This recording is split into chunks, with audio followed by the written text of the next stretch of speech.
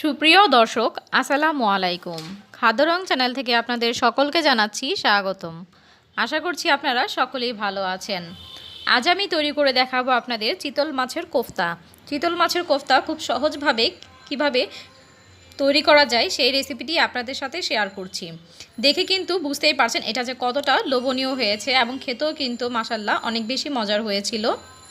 তো চলুন তাহলে দেখে নিই কীভাবে আমি চিতল মাছের কোফতাটি তৈরি করেছি। চিতল মাছের কোফতা তৈরি করার জন্য আমি এখানে চিতল মাছ নিয়ে নিয়েছি এবং মাছগুলোকে আমি কাটা ছাড়িয়ে নিয়েছি একটি চামচের সাহায্যে। আমি আসলে ভিডিওটি প্রথম থেকে করার কোনো ছিল না, যখন আমি কাটাগুলো বাছা হয়ে গিয়েছে ঠিক তখনই মাথায় আসলো যে ভিডিওটি আপনাদের সাথে শেয়ার করি। তাই আমি প্রথম থেকে ভিডিওটি আপনাদের সাথে শেয়ার করতে পারছি না। তো দেখতে পাচ্ছেন এখানে কিন্তু আমি খুব ভালো করে মিহি করে নিয়েছি, এর মধ্যে কিন্তু কোনো কাটা নেই। আপনারা পাটায় বেটে নিতে পারেন অথবা ব্লেন্ড করে নিতে পারেন, তাহলে এরকম পেস্ট তৈরি হয়ে যাবে।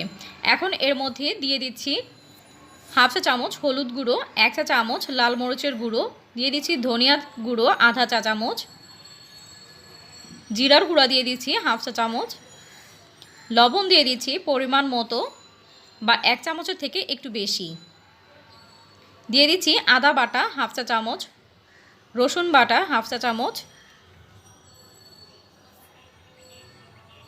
এখন দিয়ে দিচ্ছি সয়া সস 1 টেবিল চামচ। আমি এখানে আলশাহি সয়া সসটা ব্যবহার করেছি।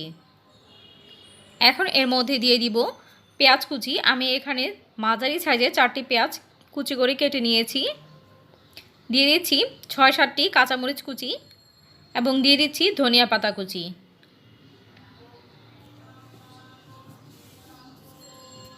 এবার এই সবগুলো একসাথে আলতো হাতে খুব ভালো করে মিশিয়ে নেব।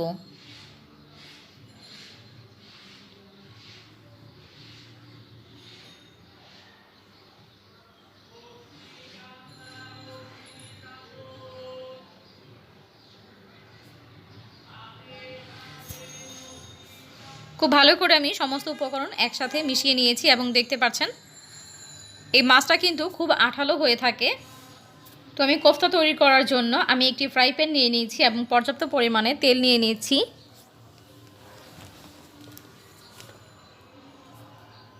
তেলটা যখন হালকা গরম হয়ে আসবে তখন এর মধ্যে আমি কোফতাগুলো ছেড়ে দিব। তো আমি কোফতাগুলো তৈরি করে নিচ্ছি হাতের মধ্যে অল্প একটু তেল নিয়ে, তারপর দেখতে পাচ্ছেন হাতের মুঠোয় নিয়ে এভাবে গোল বল করে তৈরি করে নিচ্ছি। হাতে পানি অথবা তেল লাগিয়ে কোফতাগুলো তৈরি করতে হবে, তা না হয় কিন্তু হাতের মধ্যে লেগে যাবে। যতবার কোফতাগুলো তৈরি করবেন ততবারই কিন্তু হাতে পানি অথবা তেল দিয়ে নিতে হবে। তো আমি এক এক করে কোফতাগুলো দিয়ে দিচ্ছি তেলের মধ্যে।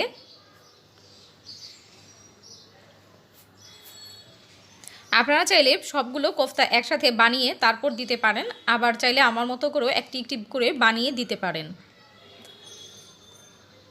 তো গোল্ডেন ব্রাউন হয়ে আসা পর্যন্ত আমি কোফতাগুলোকে ভেজে নেব উল্টে পাল্টে।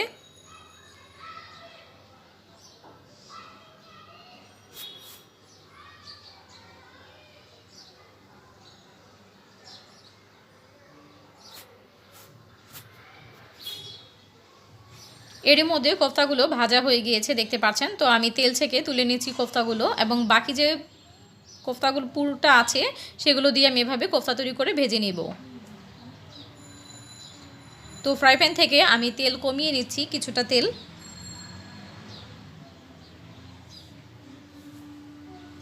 এই প্যানের মধ্যেই আমি কোফতাটা রান্না করব। তো এখানে আমি পেঁয়াজ কুচি দিয়ে দিচ্ছি। এখানে 1 কাপ পরিমাণ পেঁয়াজ কুচি আছে এবং কাঁচামরিচ কুচি আছে, আমি একসাথে দিয়ে দিচ্ছি। এবার পেঁয়াজটাকে নরম হয়ে আসা পর্যন্ত ভেজে নিব।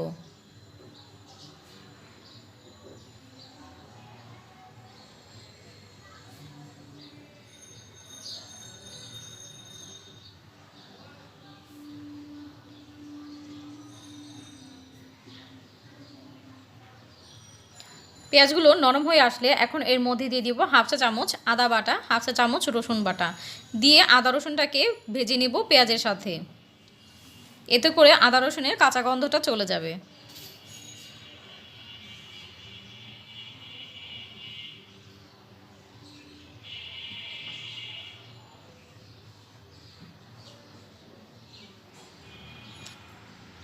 এবার কিছুটা পানি দিয়ে দিচ্ছি পেঁয়াজের মধ্যে।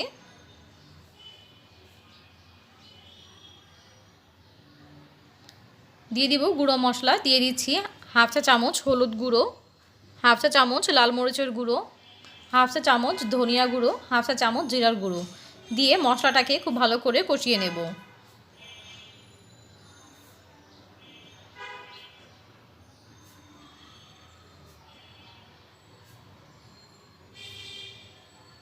লবণ দিয়ে দিচ্ছি সামান্য পরিমাণে, দেখতে পাচ্ছেন এখানে কিন্তু লবণের পরিমাণটা কম দিতে হবে, যেহেতু কোফতার মধ্যে লবণ দেওয়া আছে তাই এই পর্যায়ে কিন্তু লবণটা বুঝে দিতে হবে।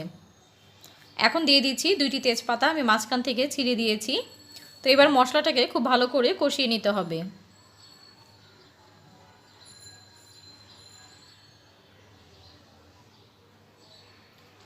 দেখতে পাচ্ছেন মশলাটা কিন্তু খুব ভালো করে কষানো হয়ে গিয়েছে।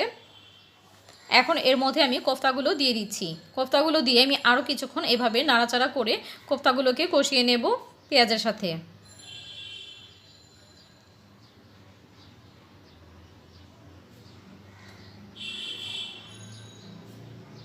আমি 3 থেকে 4 মিনিটের মতো আমি কোফতাগুলোকে কষিয়ে নিয়েছি এইভাবে। দেখতে পাচ্ছেন মশলা থেকে কিন্তু তেল ছেড়ে দিয়েছে, এটা কিন্তু খুব ভালো করে কষানো হয়ে গিয়েছে বোঝা যাচ্ছে।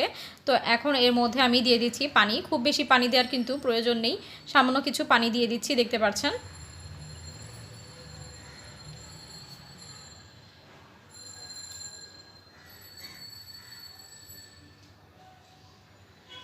এবার ঢাকনা দিয়ে ঢেকে দিব।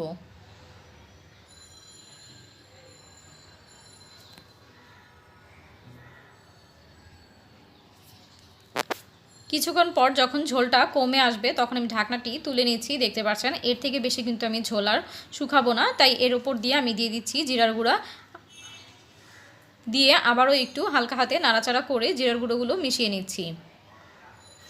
ঠান্ডা হওয়ার পর কিন্তু ঝোলটা আরেকটু শুকিয়ে আসবে, তো এই পর্যায়ে আমি চুলা থেকে নামিয়ে নিব। নামানোর আগে দিয়ে দিচ্ছি হাফ চা চামচের মতো গরম মশলার গুঁড়ি, দিয়ে খুব আলতো হাতে নাড়াচাড়া করে মিশিয়ে নিচ্ছি। এখানে ভাজা যে গরম মশলা গুঁড়িটা থাকে আমি সেই গুঁড়িটা ব্যবহার করেছি। এখন এর মধ্যে আমি দিয়ে দিচ্ছি 1 চা চামচের মতো ঘি। এই ঘিটা দিয়ে ঢাকনা দিয়ে ঢেকে দিচ্ছি 1 মিনিটের জন্য, এতে করে ঘিয়ের ফ্লেভারটা খুব সুন্দর করে কোফতার মধ্যে ছড়িয়ে যাবে, এর জন্য কিন্তু খেতেও অনেক বেশি মজা লাগবে। তো চুলা থেকে নামিয়ে আমি পরিবেশন করে নিচ্ছি, দেখতে পাচ্ছেন খুব সহজেই কিন্তু আমি মজাদার চিতল মাছের কোফতা তৈরি করে দেখিয়েছি। আশা করছি ভিডিওটি আপনাদের কাছে ভালো লেগেছে। ভিডিওটি যদি ভালো লেগে থাকে তাহলে অবশ্যই একটি লাইক দিয়ে দিবেন, এবং আমার চ্যানেলে যদি নতুন হয়ে থাকেন তাহলে অবশ্যই চ্যানেলটিকে সাবস্ক্রাইব করে বেল আইকনটি বাজিয়ে দিবেন। আর যারা অলরেডি আমার চ্যানেলটিকে সাবস্ক্রাইব করে রেখেছেন তাদেরকে অসংখ্য ধন্যবাদ। আবারও হাজির হব মজার মজার রেসিপি নিয়ে। আজ এই পর্যন্তই, আল্লাহ হাফেজ।